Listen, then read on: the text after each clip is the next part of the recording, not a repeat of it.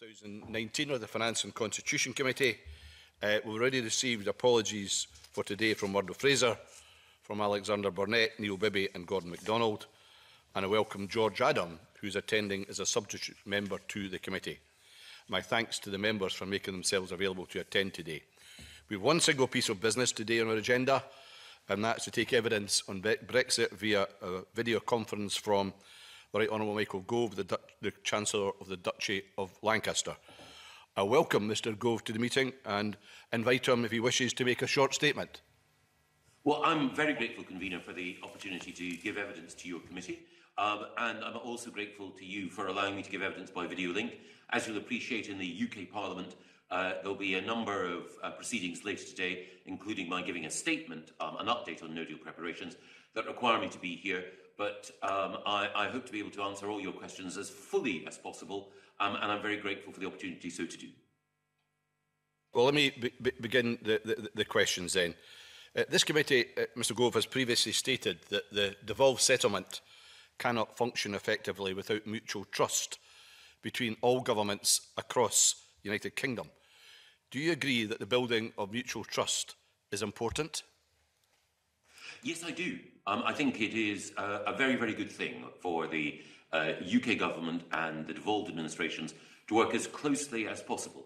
Now, of course, there will be political differences when you have parties which are in power in those devolved administrations, which have different agendas and different outcomes that they would hope to seek. But one of the things that I've found, both in the role that I occupied as Environment Secretary and now in this role, is that the pragmatic progress can be made on agreed areas of implementation, and I'm grateful to Scottish Government colleagues and to Welsh Assembly Government colleagues for their help.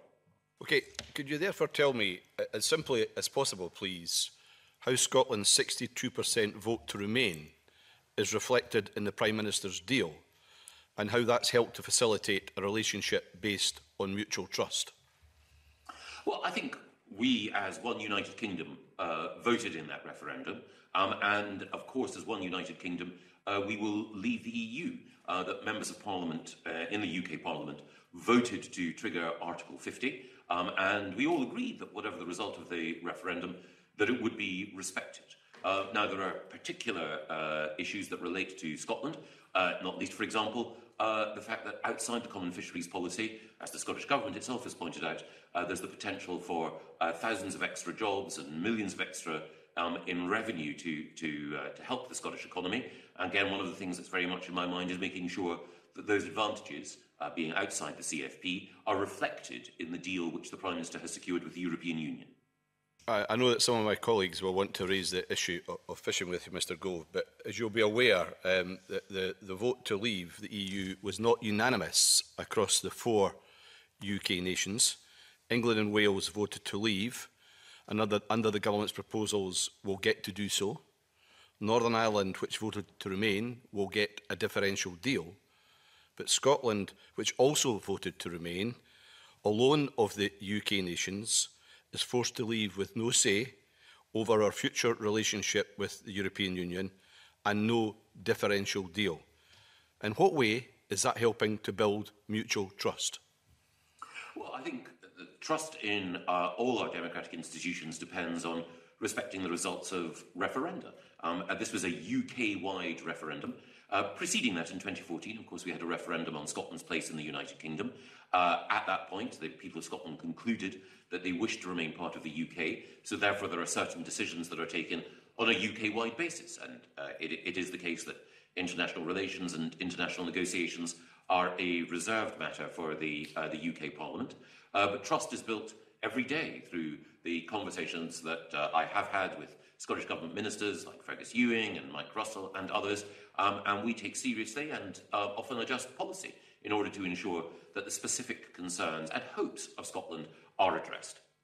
Well, obviously, previously the Scottish Government put forward on 3 different occasions proposals for a differentiated position for Scotland remaining in the customs union and the single market. I know some of my colleagues may come back to that. At what stage was that considered by the UK Government, and at any stage did you put these proposals to the EU? Well, the negotiating position of the UK, reflecting the referendum mandate, is that we should be outside the customs union and outside the single market. But those who argue that we should be inside the customs union and inside the single market do so for a variety of reasons, and in many cases they do so not because of an ideological attachment to a particular set of constitutional instruments. It's because they want to ensure that, as they see it, the economic benefits of as frictionless trade as possible are maintained. And that's one of the things that we want to secure in the free trade agreement that we hope to conclude after the withdrawal agreement is passed. But of course, Ireland got a differentiated position based on being part of the single market and effectively part of the customs union. Why not Scotland? Well, I think the situation in Northern Ireland is specific and unique.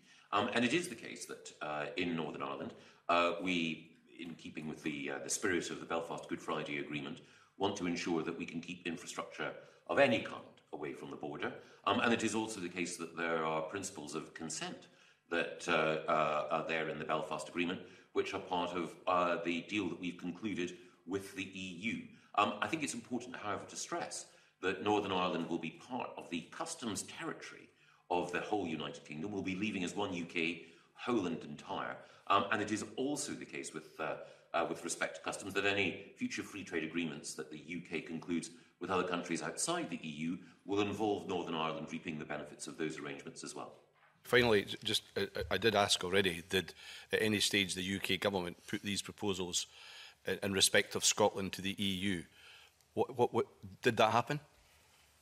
What we did throughout the negotiations is reflect on the submissions that were put to us by different governments, engage with those governments to better understand the aims and intentions, and then negotiate with the EU in that context. But what we didn't do was to say, here are a menu of options which have been put forward by different bodies within the UK, please choose from them. We said this is our preferred negotiating position, but it was, of course, informed by the arguments made by the Scottish Government and by others.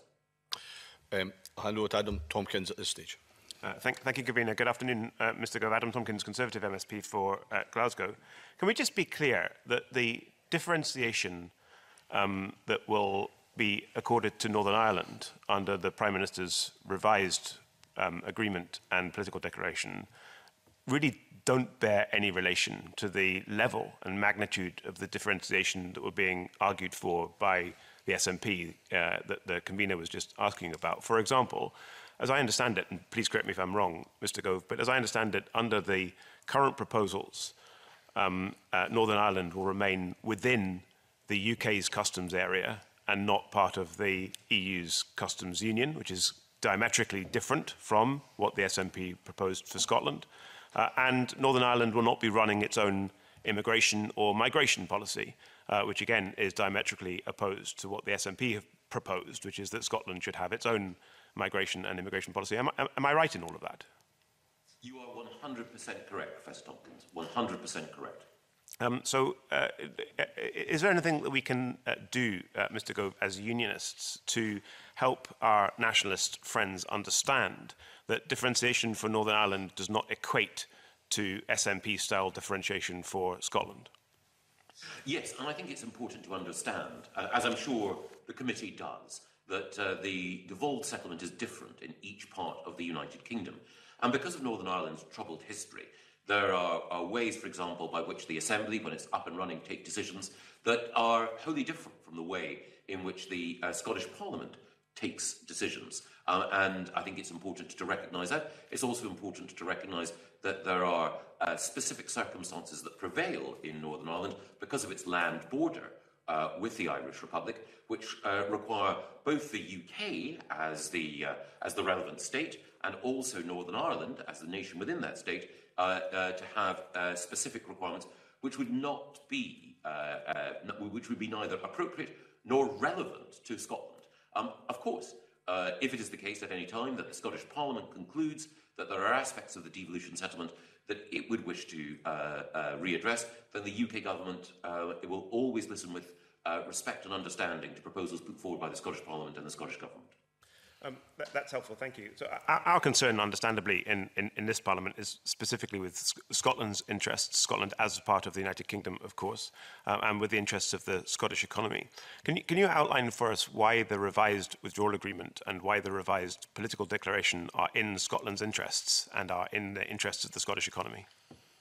I think it's emphatically the case that this withdrawal agreement will be in Scotland's interests, and indeed in the interests of the wider United Kingdom. It allows us to leave in a smooth and orderly fashion. It ensures that we can move quickly to concluding a free trade agreement with no quotas, tariffs or quantitative restrictions on the access of our goods to European markets. But it also ensures that we can take decisions about, for example, financial services in London and in Edinburgh, which allow financial services to take advantage of a greater degree of regulatory flexibility. It's also the case, as the Scottish Government has pointed out, that this deal will enable additional investment and new jobs in the fisheries sector, which will help revive coastal communities. It is also the case that we will be outside the Common Agricultural Policy, so the Scottish Parliament and the Scottish Government can design an agricultural policy specifically in the interests of Scotland's farmers and allow new opportunities for Scotland's farmers and food producers to export across the globe.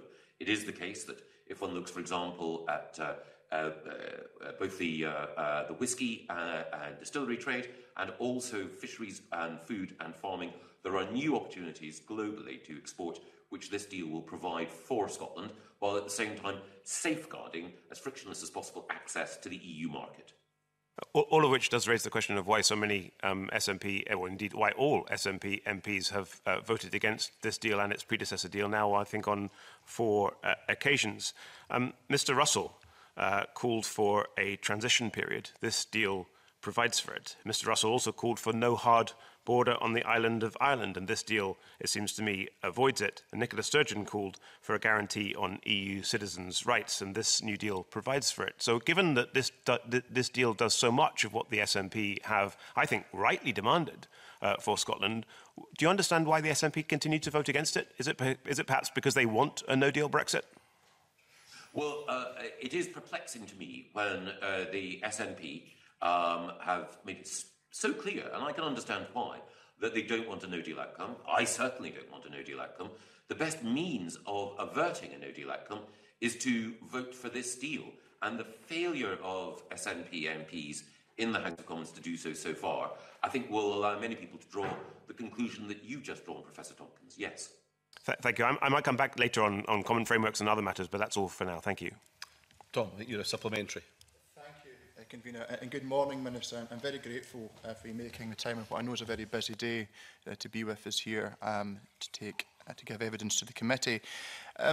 Mr Tompkins made reference to the transition period. I wonder if you could help me understand, just as a point of clarification, it's still UK government policy and within this deal that the transition period should come to an end at the end of 2020? Yes. Okay, so in that sense, you envisage that there will be a comprehensive free trade agreement with the European Union negotiated and ratified in a little over 12 months' time? Yes. That's the UK government's position? Absolutely. Okay, thank you for clarifying that. Now, there was some discussion about a differentiated arrangement for Scotland, for Northern Ireland. I'd like just to bring this back to very simple language that I know my constituents, and particularly businesses within my constituency, Renfrewshire South, will appreciate. So just a very simple question, Mr Gove. Will Northern Irish businesses have easier access to the European single market than businesses in the rest of the United Kingdom? Yes. They will do. Do you think this puts businesses within Scotland and indeed in England and Wales at a competitive disadvantage to businesses in Northern Ireland? No, it need not. It's not. Why would it need not? There are, if we secure the free trade agreement that we are looking to secure, then it should be the case that there will be no quotas, no tariffs, no quantitative restrictions, no additional friction, and that would allow businesses in Scotland, Wales and England to have full access to the EU market. But it is, of course, the case that in Northern Ireland there are specific factors which mean that we want to ensure that there is no need for infrastructure at or near the border, and that requirement, which was, as Professor Tompkins pointed out, something that my friend Mike Russell insisted on, we have ensured that this deal delivers on that. Very much appreciate the delicacy and the sensitivities of Northern Ireland. My question more pertains to what the economic impact would be for businesses in Scotland. Now, in your remarks just there, you used two qualifying words, should and if. This is contingent upon a deal being negotiated by the end of next year, which, if you forgive me, I'm sceptical, as I know many people are, can actually be achieved, given the normal duration that these deals take. So what assurances can you give for businesses in Scotland if that deal is not negotiated by the end of next year, that they will not be put at a disadvantage? We will be doing everything we can as a UK government, and I hope with the help of colleagues in the Scottish Parliament and the Scottish Government, to ensure that we get a good free trade agreement. It's emphatically in the interests of both the EU and the UK, and it's also been the case during the period that we've been negotiating the withdrawal agreement and the political declaration that progress has been made in mutual understanding in a variety of areas, like a satisfactory level playing field, which should mean that these negotiations can be concluded very quickly. My final point is just to bring it back to a question that the convener raised in his opening line of questioning. A clear majority of people in Scotland voted to remain within the European Union. It is the only part of the United Kingdom where that result has not ultimately been recognised. And you have conceded, as your colleague Dominic Raab conceded, when he said that this deal is a cracking deal for Northern Irish businesses because they stay part of the UK customs territory, but they've got seamless access to the EU single market. You're conceding that this deal could, and may very well, and is perhaps likely, to put businesses in Scotland, to put businesses in my constituency at a competitive disadvantage. Do you think that's fair? Well, I think businesses in your own constituency and across Scotland will be at a competitive advantage when we secure a free trade agreement. One of the things that would put businesses in Scotland at a competitive disadvantage would be if Scotland were to separate from the United Kingdom and that we were to have new strains, new tensions and new friction in that economic, social and cultural and political relationship. Well, I thank you for answering my questions, but I don't think businesses in my constituency will be reassured by that at all. Now, Mr Gove, to Alec Rowley. Hello, good afternoon, Mr Gove. Can I just, following up on that, try and clarify? Things seem to have happened so fast, it's sometimes difficult to keep up with where we actually are in terms of Brexit. But I noticed quite a number of commentators yesterday and today still talk about the possibility of a no deal in terms of, I assume that the fact that the Prime Minister wrote seeking a possible extension takes us past the 31st if you've not got a deal in the legislation through Westminster. But it's also been described that this deal has a trapdoor to no deal at the end of next year. I assume that's linked to whether or not you do get a free trade deal with Europe. What's your views on that, given that you're in charge of no-deal planning? Well, it's a very good point, Mr Rowley. The first thing that I would say is that there is still a risk that we could leave without a deal on October the 31st. The Prime Minister has complied with the Bennett. Our letter has been sent. But it is the case that any extension depends on the European Council agreeing to one. And each member state of the EU has to agree. It has to be agreed by unanimity. And there have been comments from the French President, the Taoiseach and others, suggesting at the very least that they do not want an extension at this time. I hope that we will be able to secure a deal. If we do, then we have time to conclude a free trade agreement. You are right that if we do not conclude a free trade agreement, that there is the possibility of leaving without that free trade agreement, but it is the wish, I think, of almost everyone in the UK Parliament to conclude a free trade agreement, and with a united will across the House of Commons, that I'm sure that we will be able to secure that agreement and obviate the need for no deal. Like you, I don't want no deal, but I also recognise that we have to leave the European Union. That was the will of the United Kingdom electorate, but leaving without a deal is, of course, much preferable. Okay, thank you. So it's quite a challenge to achieve that, given that trade deals between Europe and any place can often take years and years.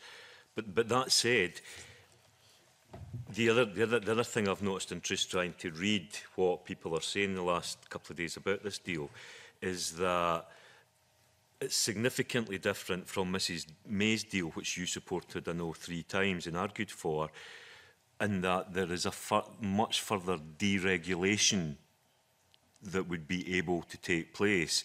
And therefore, we are not trying to get any kind of customs deal with the EU or any kind of alignment to the single market. Is that right? I mean, do you see this as a deal that has far greater deregulation than Mrs May's deal? No. I'm naturally someone who wants to seek compromise and agreement wherever possible. And that's why I supported the previous Prime Minister's deal, even though I had some reservations about it. And it's why I'm more enthusiastic about this deal. And there's a specific reason why. And it relates to Northern Ireland and the backstop.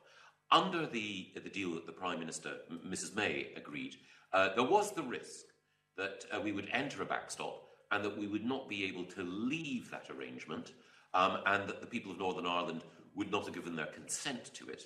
And there was a second and related risk, which is that the political declaration said that we would build on the arrangements in the backstop for the future economic partnership. And at that point, that would have meant building on an arrangement which would have had the UK in a quasi-customs union with the EU, and that would have created particular difficulties for our economy and for our capacity to negotiate new deals with other countries. This arrangement means that we wouldn't be trapped in a customs union because the whole of the United Kingdom would leave the EU customs union as one UK, and that is why I believe that it is a better deal. But on the broader point about deregulation, it's also the case in paragraph 77 of the political declaration that we make clear that we would agree level playing field arrangements, which would mean that there would be no regression from the high social, workplace and environmental protections that we have at the moment.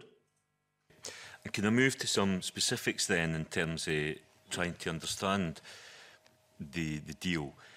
Is there going to be economic impact assessments published, I assume, as you take your bill through Westminster? Because wouldn't you agree that it's important that we understand what this deal means for different industries in Scotland? We do understand that, and I think it's the case that there have been a number of commentaries from people who are economically well informed and have a deep understanding of their sector that have explained what the advantages of securing a deal would be. Most recently, the Governor of the Bank of England, who pointed out that this would be, passing the deal would be a good thing for the UK economy. And of course, his predecessor, Mervyn King, who was being interviewed yesterday, stressed that it would be overall a positive for the UK to resolve this issue now, and that we would be in a strong economic position to do what was required in order to make our economy grow in the future. Does that mean that economic impact assessments will be published in Westminster, that we will be able to access and understand better what this deal means for us? Because I know the Scottish Chamber of Commerce, for example, were quoted in the Sunday Times yesterday saying that we must have answers on the potential impact for trade, investment, communities and jobs right across Scotland. And that information doesn't seem to be available as it is just now. Well, I think one of the things that I would stress is that it's very, very difficult when you're thinking about economics to make projections on the basis of one particular change, because we know that in the economic life of a nation, even as we leave the European Union, there are other changes that this government or any government could introduce to tax or to other areas of policy, investment in infrastructure and in education, which can ensure that the economy continues to grow. And one of the things that I would say is that during the course of the passage of the bill, we will be debating the precise economic parameters that allow us to grow our economy in the future. And it is, of course, the case that I and other government ministers do respond to specific concerns and hopes from individual sectors in order to ensure that the people who are responsible for jobs and employment have their voice heard at the heart of government and are are welcomed into the conversation that we have in Parliament as well. Okay, and finally, do you accept that things have significantly changed since 2016. You yourself and the Prime Minister and others were in that referendum advocating and saying that we would get a deal like Norway.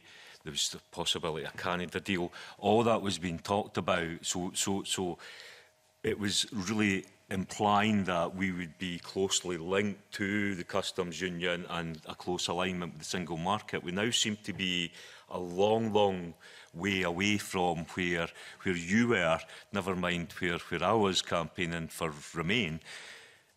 Therefore, is it not right, given that we've had 3.5 years of such uncertainty, that we all hopefully know a bit more now than we did then, is it not right that you bring your deal back to the people and give us the opportunity, now we know what it's about, whether we want to take that deal or indeed whether we want to remain?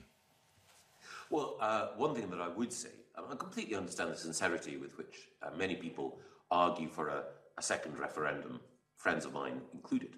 But during the first referendum campaign, the Prime Minister and I were very clear that leaving the EU meant leaving both the single market and the customs union. And indeed, the then Prime Minister, David Cameron, made it clear that that would be the case as well. Now, I remember during the referendum campaign that some people argued that this was a mistake, that we should stay in the single market and the customs union. But the Leave campaign's clear view was, no, we need to leave both. And that is what we're doing. But we're also doing it in a way, if this deal passes, which enables us to have a relationship based on free trade, friendly cooperation and closeness to our European friends and partners. Okay, thanks, Convener.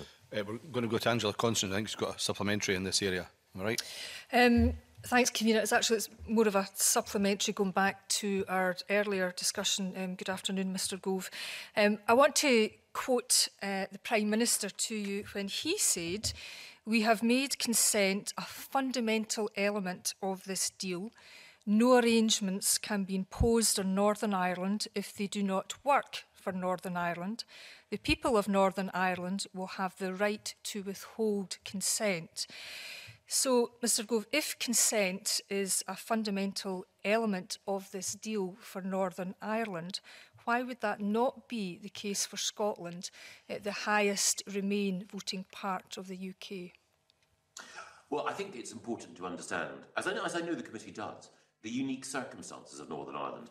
And consent is at the heart of the Belfast Good Friday Agreement, and it has a specific meaning in the context of that agreement. The troubled history of Northern Ireland with community tensions and divisions mean that the Assembly there works in a different way to the Scottish Parliament, and consent across communities is something that is at the heart of the operation of the Assembly, and the broader principle of consent for Northern Ireland's position within the United Kingdom is something that underpins the security of the Good Friday Agreement, an agreement that was ratified and underlined, I should say, with simultaneous referenda north and south of the border. Now, we've had, as you know, 2 referenda in Scotland and across the United Kingdom. Firstly, that Scotland should stay in the United Kingdom, and then that the United Kingdom as a whole should leave the EU. So, in each case, the specific arrangements are underwritten by those democratic events, and it's in respect of those democratic events that specific arrangements for Northern Ireland have been reached. So I'm not for a minute disputing the special circumstances around Northern Ireland. I'm not even disputing the result of the 2014 or indeed the 2016 referendum. But you say you value the Union, the UK Union. Therefore, why would you rightly make extra efforts to accommodate Northern Ireland, given its uniqueness, but pay no heed to the uniqueness of Scotland? Our Parliament, of course, still meets. And we, it is a fact, we're the highest voting Remain part of the UK. Do you not accept that it is unfair and undemocratic for no accommodation to be given to Scotland? Well, I think we do respect the uniqueness of Scotland's position, and we do make more than accommodations. We do think about please? Sorry? Could you give an example of where you've given an accommodation? Yes, absolutely. I think it is the case that the work that I did when I was Environment Secretary to, for example, make sure that we could reap the benefits of the Common Fisheries Policy in a way that, that helped the communities of Fraserburgh, Peterhead, Cullen and beyond, the way in which we negotiated throughout the progress towards this withdrawal agreement to make sure that the economic interests, the environmental interests and the political interests of Scotland were safeguarded.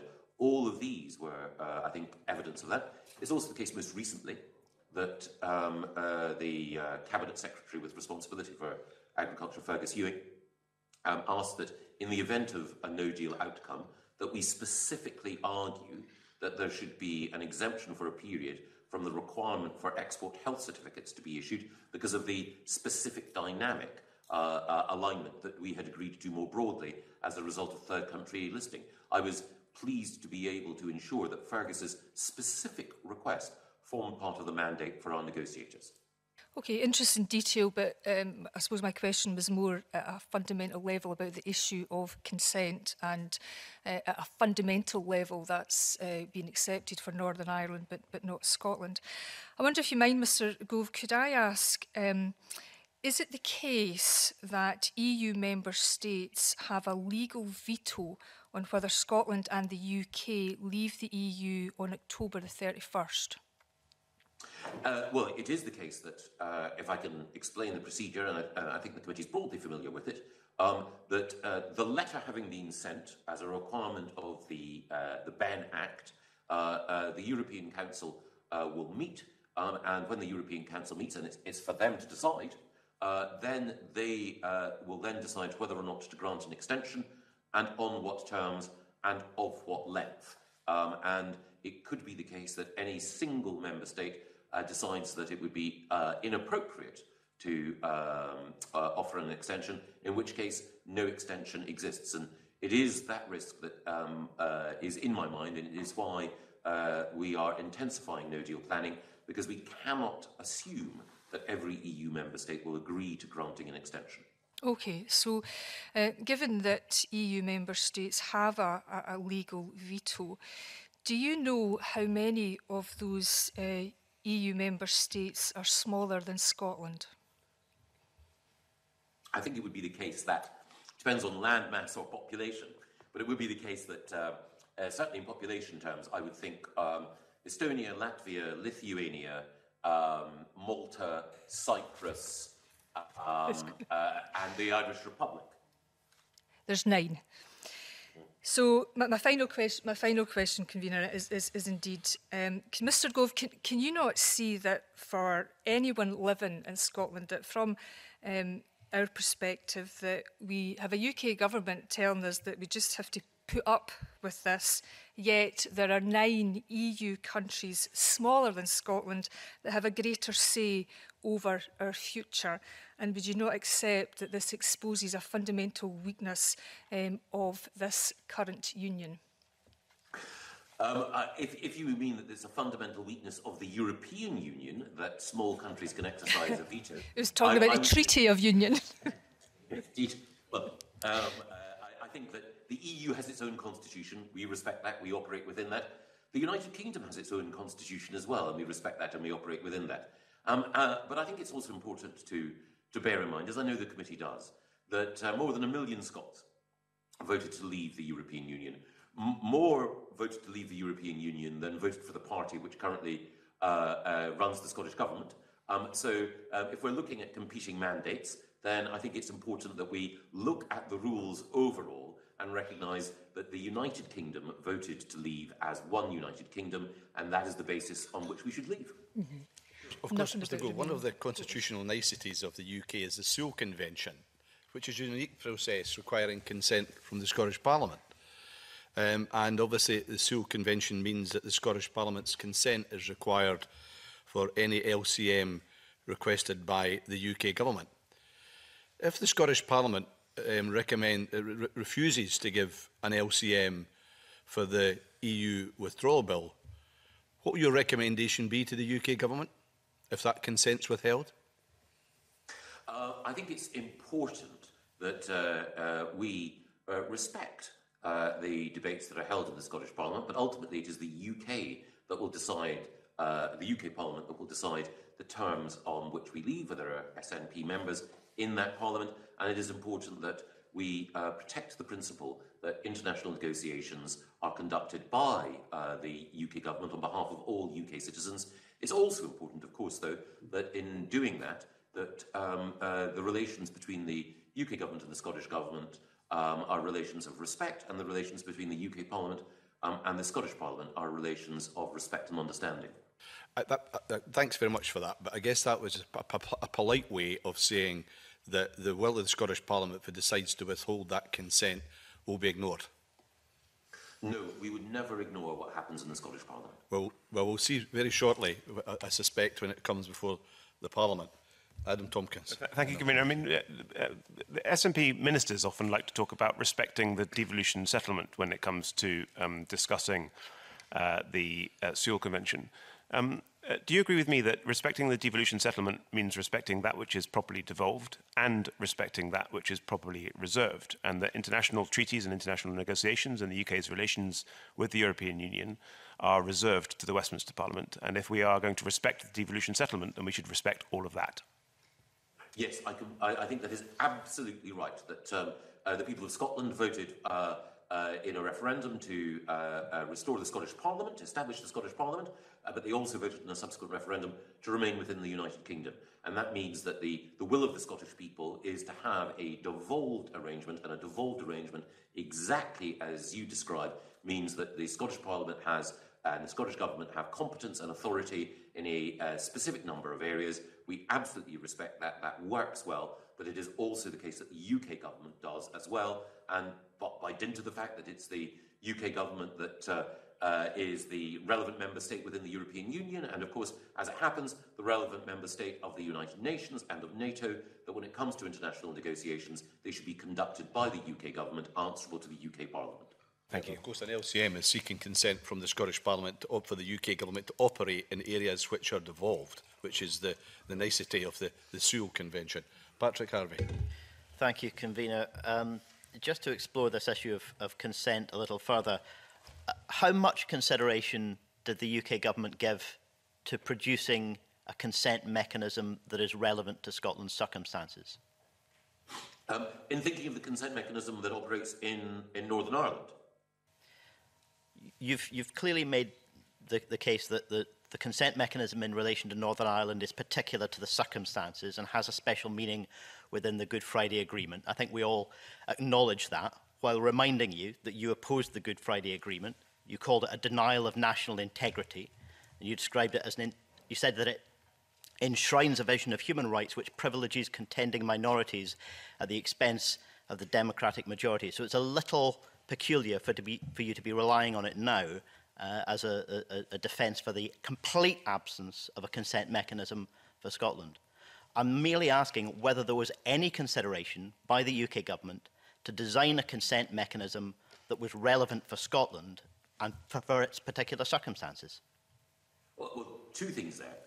Yes, I did have worries about the Good Friday Agreement. Indeed, I also had worries about devolution to Scotland, but there was a referendum in favour of the Good Friday Agreement, in the same way as there was a referendum in favour of devolution to Scotland. It's my policy, once referendums have occurred, to respect them and to do everything I can to make them work. And it is the case, undoubtedly, that since both devolution to Scotland and the Belfast Good Friday Agreement, that we have seen progress, and I'm content to acknowledge, more than content, I'm very, very happy to appreciate and respect the progress that has been made there, and anxious to ensure that the progress that's been made, both through devolution in Scotland and Wales, and also through the establishment of the Belfast Agreement, very, very determined to ensure that that progress continues to be made. Now, with the answer to my question. And so what is the answer to my question? I asked what level of consideration was given by the UK to design a consent mechanism that was relevant for Scotland's circumstances. Well, we do have a consent mechanism that is relevant to Scotland's circumstances. We have our existing constitutional settlement. And can you explain how it is that Scotland's consent is acquired for the withdrawal agreement? It is the case, as Professor Tompkins, I think, laid out brilliantly, that it is the UK government and the UK Parliament which are responsible. The UK government is responsible for international negotiations. The UK Parliament ratifies international treaties. It is the case that Scotland has a number of very, very able representatives in the UK Parliament. They are of equal weight, worth and standing with every other member of the UK Parliament. It is also the case that there are devolved competences in the Scottish Parliament, and as we leave the European Union, those areas where there are devolved competences, for example, in agriculture and the environment, will see the Scottish Parliament and the Scottish Government acquiring additional powers and flexibilities that they did not have before we left. In relation to the withdrawal agreement, though, you've designed a consent mechanism for Northern Ireland and hardwired that into the agreement. There is no similar consent mechanism in that agreement for Scotland.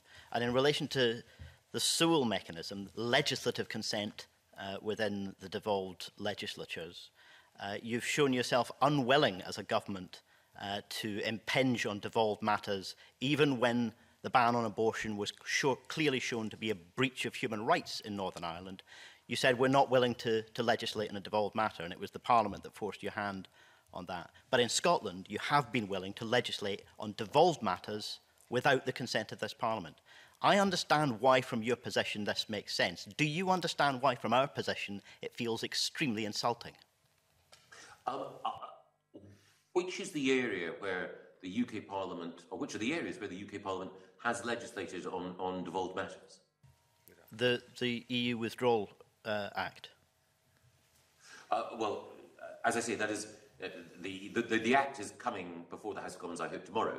But the original, not the agreement, not the withdrawal agreement bill, which is coming. The Withdrawal Act itself, which has been passed. Yes, but that was consequent on a UK-wide referendum, and it related to negotiations which the UK, as a member state of the European Union, undertakes. So the UK is the body that the UK government is the body that triggers Article 50, and it has been the case that there's been extensive discussion between the UK government and devolved administrations about every aspect of EU withdrawal. And so on that basis, you felt it was justified to legislate when legislative consent had been withheld. I think it seems pretty clear that you'll be willing to do so again for the new bill, which is due to be published today.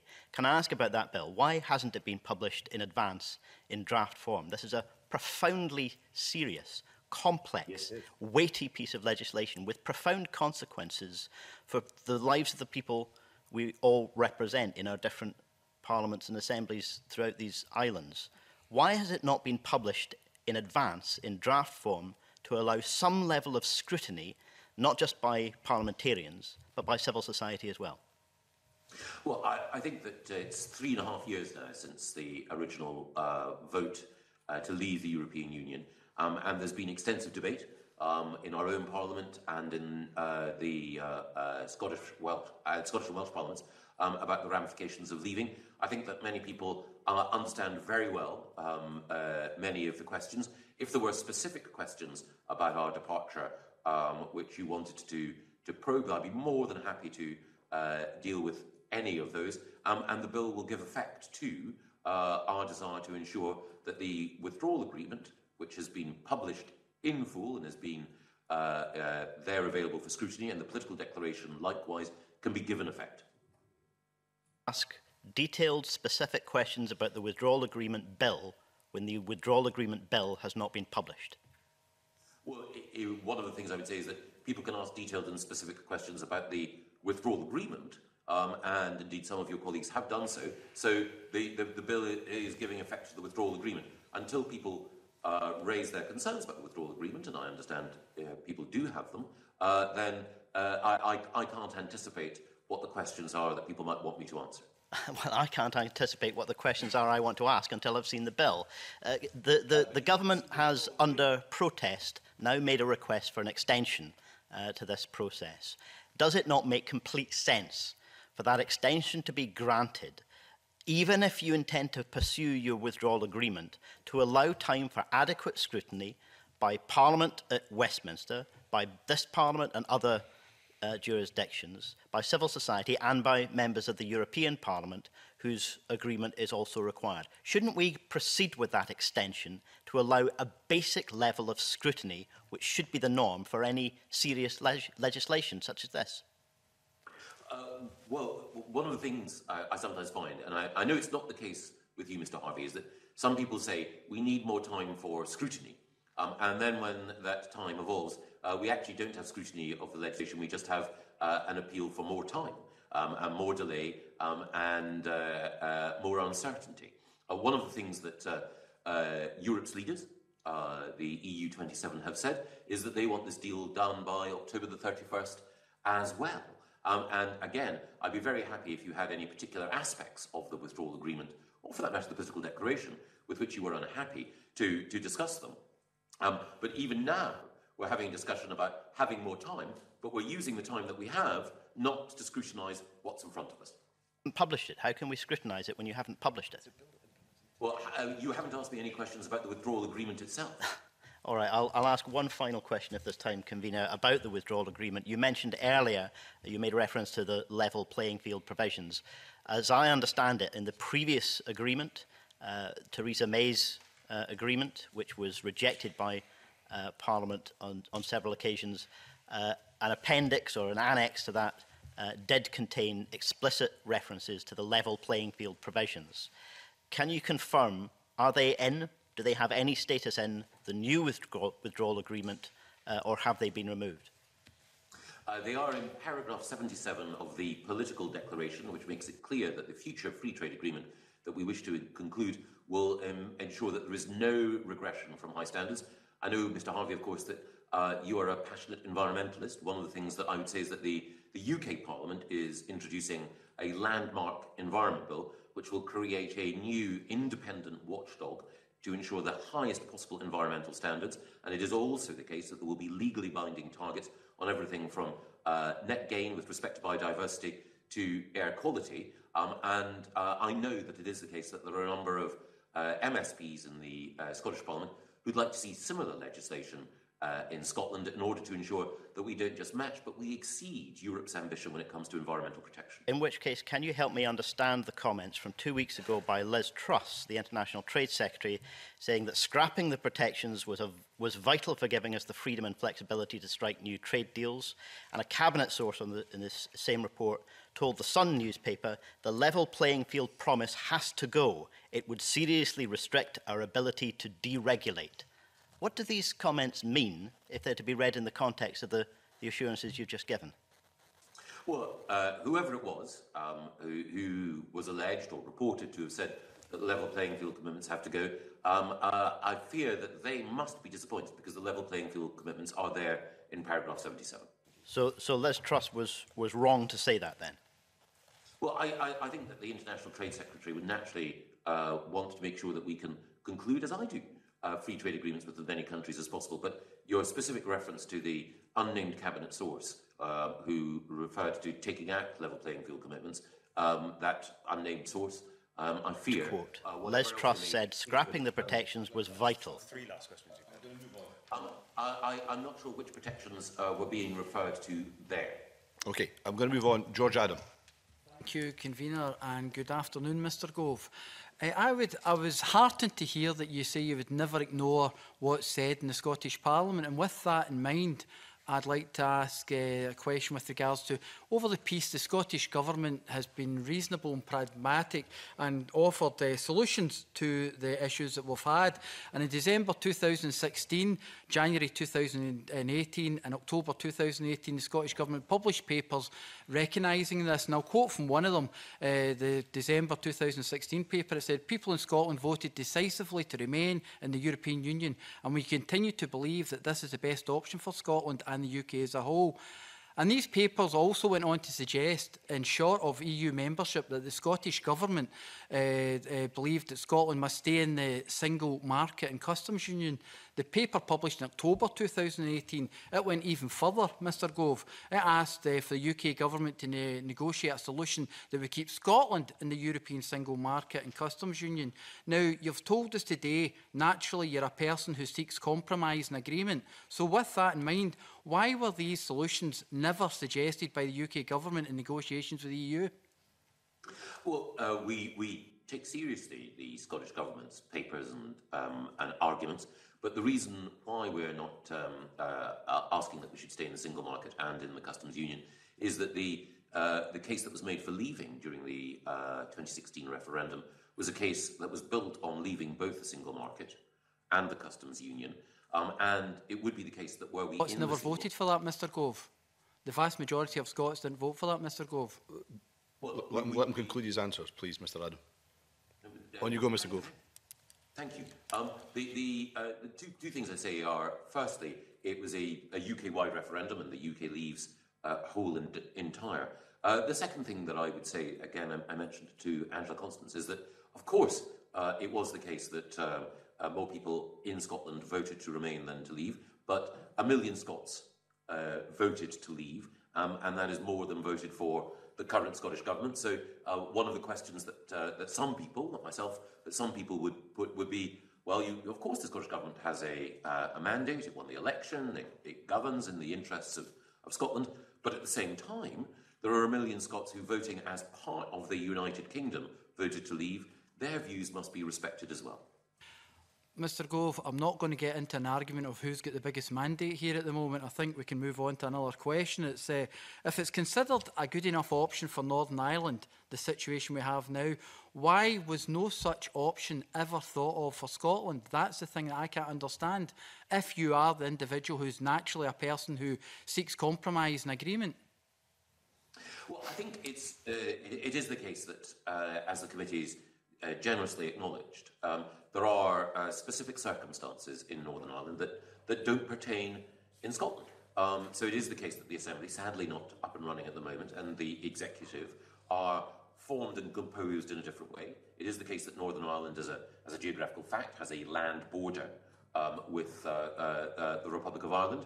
It is the case that the island of Ireland is a single epidemiological zone when it comes to animal health. There are specific circumstances that require specific solutions in Northern Ireland, and I think we accept that. But we also accept more broadly that the devolution settlement, which is underpinned, as I say, by referenda, is one where there are certain decisions quite rightly and properly taken by the Scottish Government, others taken by the UK Government.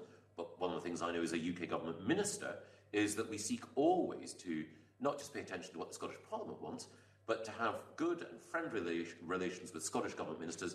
And even though we may disagree, as I mentioned earlier in reply to Angela Constance, if there are good arguments that are made by Scottish Government ministers that we believe it's important to listen to and to incorporate into UK Government policy, we always will do. Mr Gove, just one final question. Did at any point the UK Government at any stage ever examine a different option for Scotland at any stage, given Scotland's specific circumstances and political background currently? Well, we always reflect, yes, on what it is that might be best for all of the nations of the United Kingdom. Our conclusion was that it would not be right for Scotland and indeed any part of the UK to be fully in the single market, because that would involve the acceptance of rules and regulations, for example, in the financial services sector, that would mean that we would be a rule taker. And I don't think it would be the case either for financial services in London or in Edinburgh or in Perth or in Aberdeen, that we would want to be a rule taker under those circumstances. I think you've probably exhausted that area, Mr Adam. I'm going to move on to John Mason, please. Thanks very much, Convener. Mr Gove, I'm looking at the publication from the UK Government called, got a long title, Explainer for the New Ireland Protocol and the Political Declaration on the Future Relationship.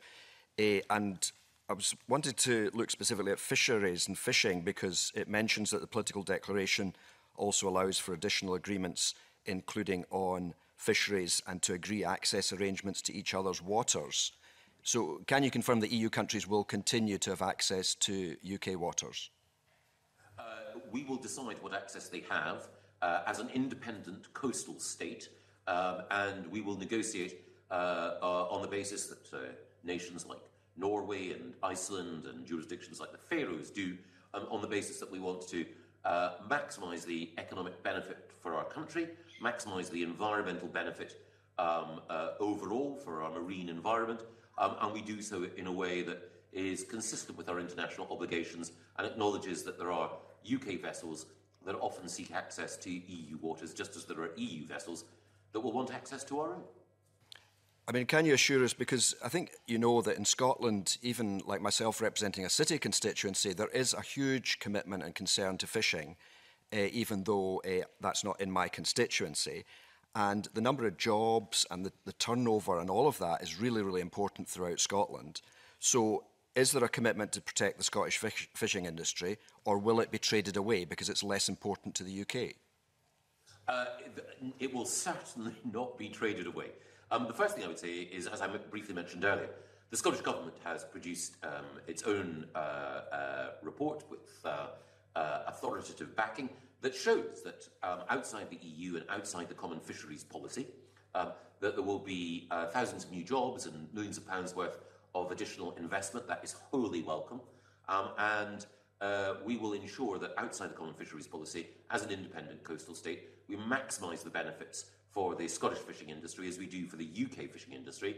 It's one of the reasons, I think, though obviously I can't know, that there was such strong support for leaving the EU in coastal communities like Banff, Macduff, Portsoy, Cullen, Peterhead and Fraserburgh. I mean, one of the fears that's been raised with the special deal for Northern Ireland is that Scottish fishing boats could register in Northern Ireland and land their fish there for easy access to the Republic of Ireland and the rest of the EU, and that would damage Scottish fishing communities. Can you reassure them about that? Yes, I think the best route to market for Scottish and other fishermen who are landing catches today is to travel to Boulogne-sur-Mer, which is the principal fish market in Europe for Scottish catch, and the best way to reach Boulogne-sur-Mer is through the Channel Tunnel or from Dover to Calais, and we are making sure that that route is as smooth as possible for Scottish fishermen, and that's why I think that the natural thing to do would be to take advantage, for example, of the recently enhanced facilities in Peterhead Harbour. That would be the logical place for those boats which are currently fishing to continue to land their catch so that it can then be bought, processed and taken to market as quickly as possible. So does that mean that, I mean, we accept that there's not going to be quotas and tariffs, as you've said, but could there be delays in getting fresh fish through the tunnel to Europe? If we conclude a free trade agreement, there will be no reason for any delay. If there is a no-deal exit, then we may find that there are one or two particular challenges that we need to negotiate, and I have been talking to the Scottish Government, to Fergus Ewing and others, about how we can make sure that we prioritise Scottish fishermen's access to the European market, and that is one of the principal aims of the work that I do. I mean, I think you referred to some Scottish communities supporting Brexit because they felt they would get more access to the UK waters. On the other hand, the fish processing industry was largely opposed to Brexit for a variety of reasons, including that they would not be able to get labour because they are very dependent on EU labour. Can you reassure the fish processors and, in fact, other food processors and the hospitality industry and all of that, that they will be able to still have enough labour, because it does say also in this statement that there's an end to freedom of movement? Yes, absolutely. There will be an end to freedom of movement. We, as a country, the United Kingdom, will be able to decide who comes here and on what terms. But having spent many hours over my life in fish processing premises, I was able to reassure fish processors recently that absolutely they would continue to have access to the skilled labour that they require. And would that also be true for like hotels in Edinburgh who wouldn't be paying £30,000 or any salary like that, or are hotels going to have to close because the workers can't come here? I don't think any hotels will be closing in Edinburgh because of a lack of access to labour. It's important to recognise that, as your question points out, that we've got, in many parts of Scotland, not everywhere, full employment. That is a good thing, part of the strength that the UK economy brings to all the constituent parts of the Union. But it's also the case that we will continue to ensure that there is access to labour for every sector of our economy. Alec Rowley, I think you had a supplementary on this. Briefly, it's back to this level playing field provision. Is it correct that that will only last until the end of the transition period?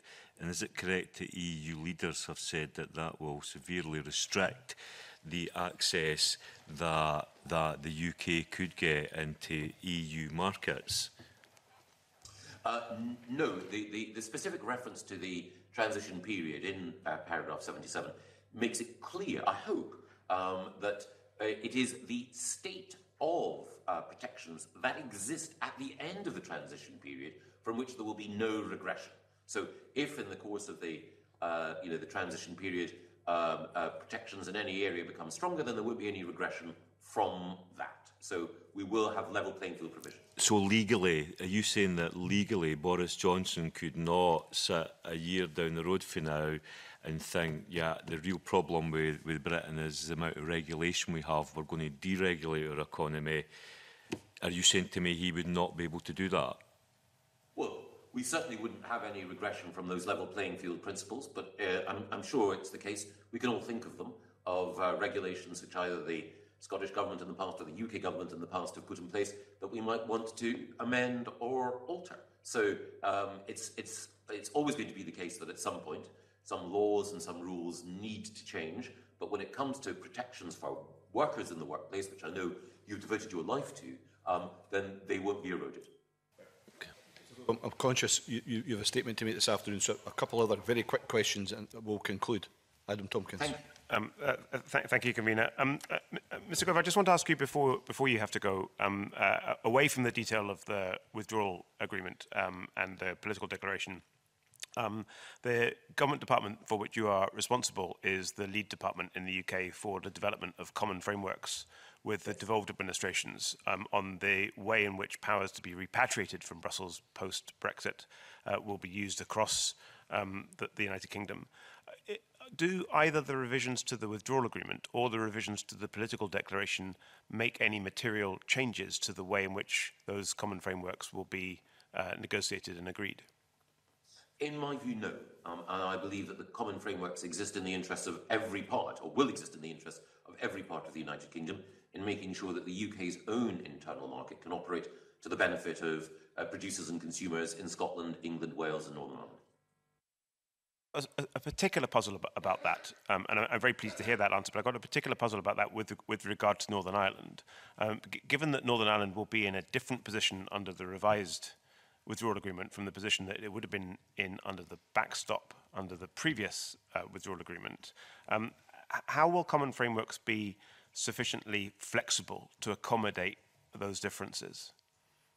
I think that one of the things that we will want to do, and I think any UK government would want to do, would be to ensure that when it comes to regulations, we are as aligned as possible in every area in order to ensure the minimum friction at any border or the minimum friction within any marketplace. And for example, I think that when it comes to food safety rules, I cannot see it being the case that there would be different food safety rules in any part of the United Kingdom, because we would want to ensure that people had confidence in the operation of food safety, to take one of the most oft-cited areas where common frameworks would be required.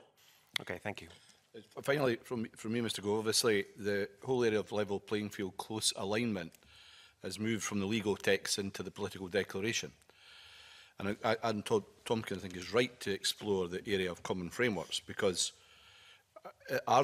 my question would be, are the constitutional arrangements within the UK robust enough to allow devolved institutions to choose, if they so wish, to continue to be aligned to the EU law in devolved areas, while allowing the rest of the UK, if it so wishes, to pursue a different approach?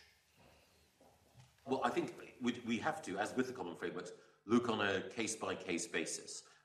Is it the case that the common frameworks continue to allow the UK's own internal market to work in the interest of all? But let's take a case in point.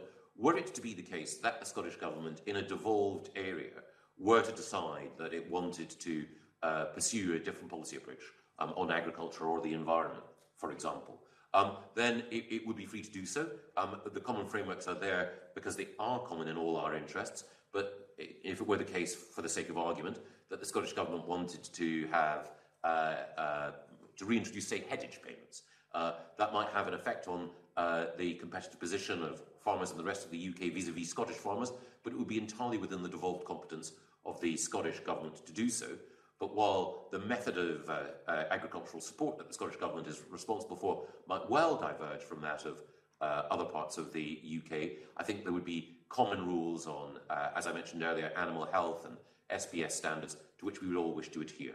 Well, that's effectively you given quite a commitment to be as flexible as possible on behalf of the UK Government for policy divergence in devolved areas compared with the rest of the UK. Yes, my aim is to try to ensure that people recognise that devolution works and that we give the Scottish Parliament and the Scottish Government in all of those areas where it has a devolved competence the capacity to initiate policy. But the reason for common frameworks is that both in our negotiations with the EU and within the UK, the principle of divergence for its own sake, I think works against all our common interests.